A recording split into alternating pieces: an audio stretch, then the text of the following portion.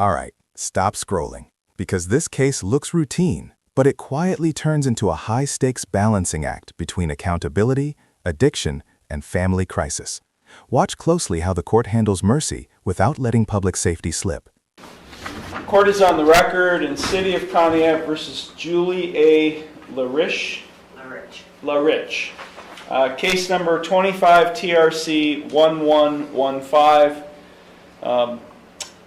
I'm speaking loudly because Ms. LaRich, you can't hear very well. Can you hear me? I got my aids. Okay, good. On December 23rd, 2025, Ms. LaRich pled not guilty to one count of operating a vehicle under the influence under the A1A section of 4511-19.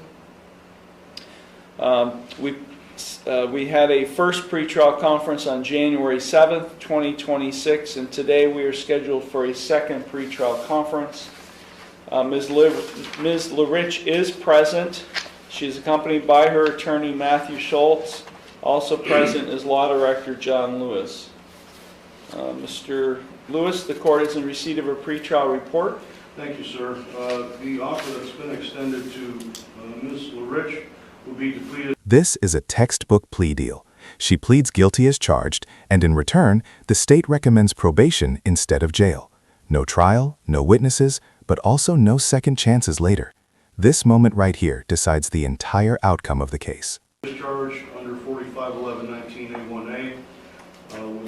With that plea, the state of Ohio would recommend probation along with the mandatory minimums for that OVI offense. And Mr. Schultz has indicated to me that his client is willing to accept that offer today, Your Honor. Thank you. Thank you. Mr. Schultz? Yes, Your Honor, that's correct. We would like to accept that offer today. Thank you.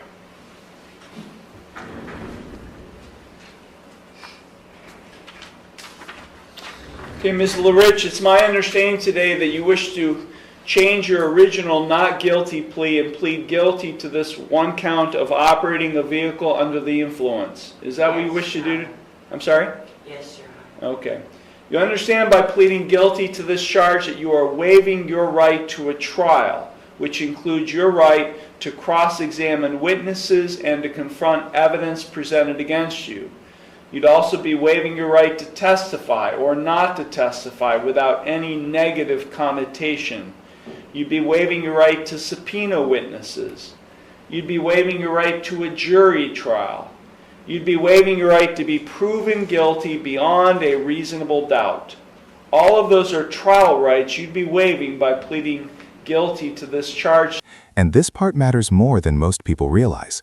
By pleading guilty, she's giving up every trial right, jury, cross-examination, even the right to stay silent without consequences. Once she says yes here, there's no rewind button.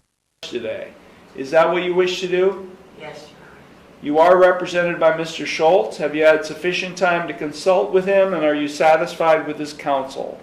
Yes, Your Honor. Are you currently under the influence of any drugs, alcohol, or prescription medications that might affect your thinking? No, Your Honor.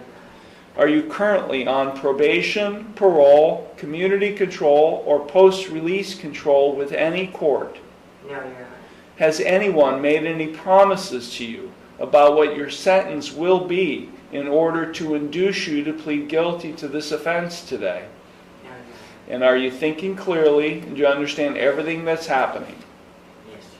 Okay, I'm going to provide you and Mr. Schultz a written waiver of trial rights and right to a jury trial, an acknowledgement of effective plea. If you find that document acceptable, you can sign and date at the bottom.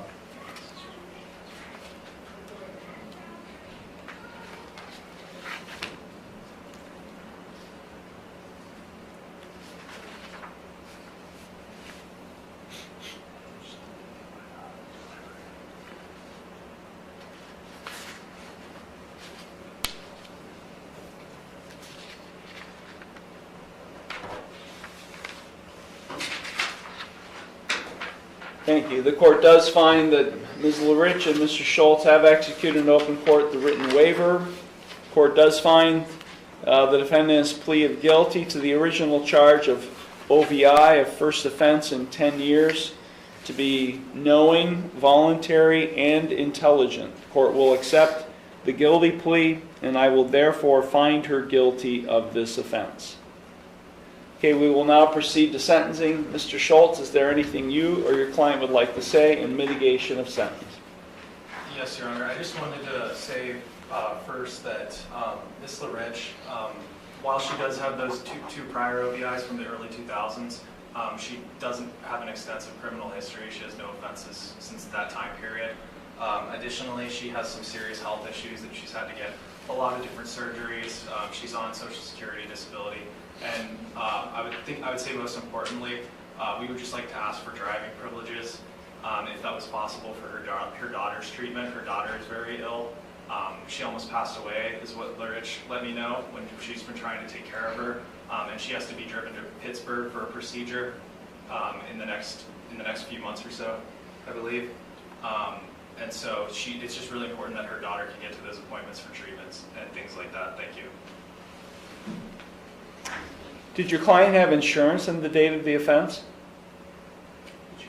Yes, Your Honor. Okay. Does the officer check the box indicating she did not have insurance? So, let's see here. Okay. Okay, it has been subsequently provided, so we do have proof of insurance in the file. Okay, Ms. LaRich, is there anything you would like to say before I impose sentence? I would like to say the privileges I would love to have. And my daughter is very ill. She has to go through her 5th surgery in Pittsburgh. I don't know if she has. And I need to be there with her when she gets out of the hospital because she can't take care of herself. This is where the case stops being just about alcohol and starts being about real life. Sick child, repeated hospital trips, and a mother trying to hold everything together. The judge now has to weigh empathy against responsibility. And I need to be there to help her. Okay. Like, when you say you need to be there, I mean, do you need to live with her, to take care of her type? Now, I've done this 4 different times. I go to Cleveland, I do everything I can for her, and then I have to come back within the month and pay out all my bills and everything. And I might wait a week or 2, and I go back and help her again. It's been like that for like, how many years? It's been ridiculous what they've done to her. Okay.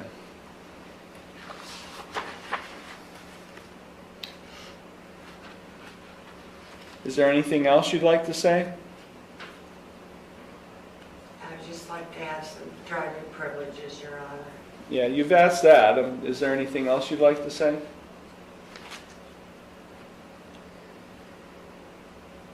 One thing about this OVI is I had to quit drinking because of my pancreas. It almost killed me. And for doing what I did, and I haven't drank, that was the worst mistake in forever. And this OVI really made me realize the wrong I had done. Your Honor. Okay. Thank you. Mr. Lewis? Thank you, Your Honor. The citation was issued December 17th of 2025. Officers were dispatched to 232 Harbor Street, which is Conneaut Manor, where Ms. LaRich resides, or resided at the time anyway. As she was pulling into the rear parking lot, she bumped into a Terminex truck that was parked there next to where she parked. This was observed by a witness, and then she got out of the car. The witness knew Ms. LaRich as a resident of the facility there. Excuse me. Officers arrived and spoke with Ms. LaRich. She was unsteady on her feet, strong odor of alcoholic beverage, and slurred speech. The officers attempted to conduct field sobriety tests, but for Ms. LaRich's own safety, they opted not to continue to try to perform the field sobriety test, and she was placed under arrest for OVI. When she was at the jail, she did submit to a urine screen, and the state of Ohio has recently gotten those results back. The result was 0.212 grams per 100 milliliters of her urine. And here's the number that changes everything: a 212 urine alcohol level. That's extremely high. Even without field sobriety tests, this lab result alone is devastating for the defense and explains why the charge wasn't fought. And that's really all there is, Your Honor. The state of Ohio did not go ahead and charge the offense under 4511-19A1E, hoping to resolve the matter today with a plea to the A1A charge. Thank you. Thank you. Any response, Mr. Schultz? No, Your Honor. Okay. Was there any damage to the Terminix truck? It was minimal damage to Okay. both vehicles, Your Honor. Just little scrapes, really. Okay. Nothing of significance. Well, we have, if I'm going to have the clerk's office provide your office clerk proof of the insurance that she provided to us. Okay. So if you need to pass that on to the Terminix. Thank you. Yeah. I did order as a condition of her bond that Ms. LaRich obtain an assessment of Signature Health and comply with any recommended course of treatment. Court is in receipt dated February 3rd, 2026 of an assessment that was done, complete diagnostic assessment done by actually by Ravenwood, formerly Community Counseling Center. I think I did allow her to change providers. Anyways, the recommendation is for outpatient treatment.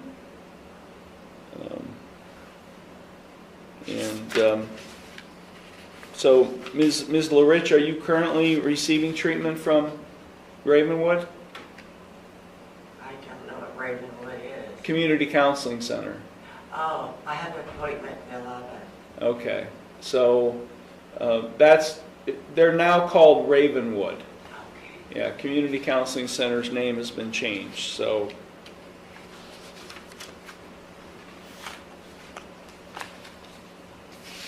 Look, Ms. LaRich, this is pretty serious stuff. A .212 is really high. That's a really high test. And you having 2 priors, even outside of the 10 years, is you know, 2004 and 2000 is, you know, fortunately for you, they're outside of the 10 years, but you know, this is serious stuff.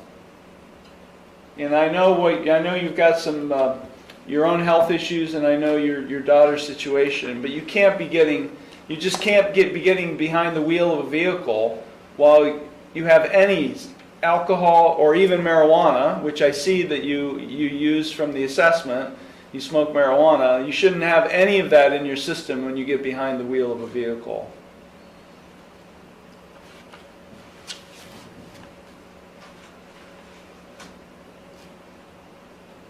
We're not here for a limited driving privilege request. I am going to grant you limited driving privileges, but you need to follow the proper course. There's a document you have to file with the court called a motion. You have to identify exactly what you want in the way of privileges to the court. You have to be specific, days, hours, so forth, locations, and I need proof of insurance on the vehicle you're going to be driving, which if it's the same vehicle, we have proof at least until whenever the insurance expires. But but I'm not going to consider limited driving privileges today. You're going to have to follow the same course that everyone else has to follow. But I will grant limited privileges upon presentation of all the documentation necessary and proof of financial responsibility. 180 days of jail, 177 will be suspended. I am placing you on supervised probation with this court for 2 years. You're to have no criminal or traffic offense for 2 years. I am ordering you, in lieu of the 3-day jail sentence that I've just imposed, to complete and attend a driver intervention program. If you fail to complete that program, you will have to serve 3 days in jail. I am imposing the minimum fine of $565 plus court costs.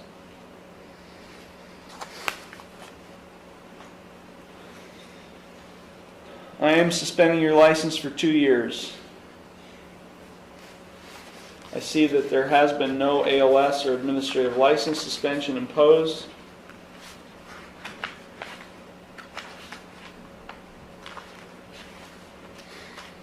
Just double check here. So that suspension will commence today.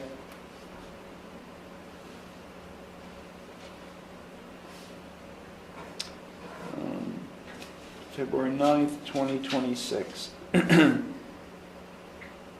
You will have to wait 15 days before you can you would be entitled to any type of driving privileges. That's the waiting period that applies.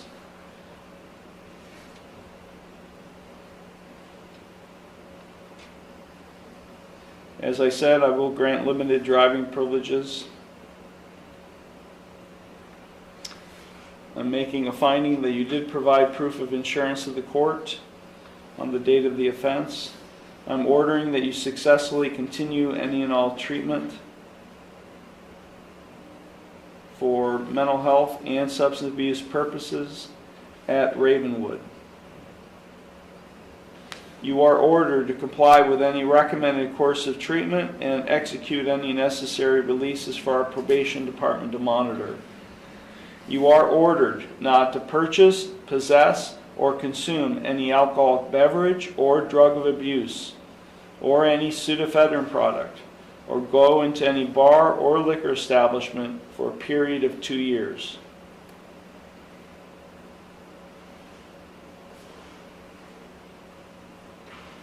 So here's the bottom line. 2 years probation, license suspension, treatment, 0 tolerance for alcohol, and 177 days of jail hanging over her head if she messes up once. This is leniency with teeth. Okay, I'm guesstimating the total fines and costs are going to be somewhere in the neighborhood of $800 or so. The clerk will give her the exact amount owed at the window. Ms. LaRich, are you able to pay that today, or do you need time to pay? Your Honor, I will need time. Okay. And how much time do you need, or how much time do you think? I need to get a payment plan because Okay. How much can you afford to pay the court every month? $50.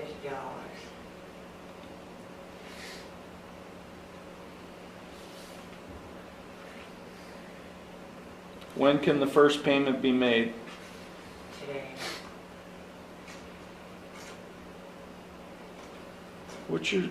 So Social Security is your only source of income? Yes. Okay, I will order that you make payments of $50 per month starting February 9th and continuing no later than the 9th day of each month thereafter until all fines and costs are paid in full. To court, just to make sure you're doing everything you're supposed to be doing with Ravenwood and everything else. Your payments must be complete and timely. I'm advising you of your right to appeal, of your right to appeal without cost, of your right to have counsel appointed on appeal without cost, of your right to have documents provided you necessary to file an appeal without cost, and of your right to have a notice of appeal timely filed on your behalf. Okay, is there anything further, Mr. Lewis? No, Your Honor. Mr. Schultz? No, Your Honor, thank you. Okay, Ms. LaRich, when you leave the courtroom, you're going to go to the clerk's window. They're going to take care of you, and then you're going to meet with the probation officer. If over the next 2 years you're found to have violated your probation in any way, there are 3 consequences you face. I could extend your probation from 2 years up to a maximum 5 years. I could extend it for an additional 3 years. I could impose up to 177 days in jail. And/or I could impose more restrictive community control sanctions, more restrictive than what I've already imposed. Or I could do any combination of those 3 things. Do you understand all of that? Yes, Your Honor. Okay. Do you have any questions for me? No, Your Honor. Okay. Okay. Thank you all very much. This matter is concluded.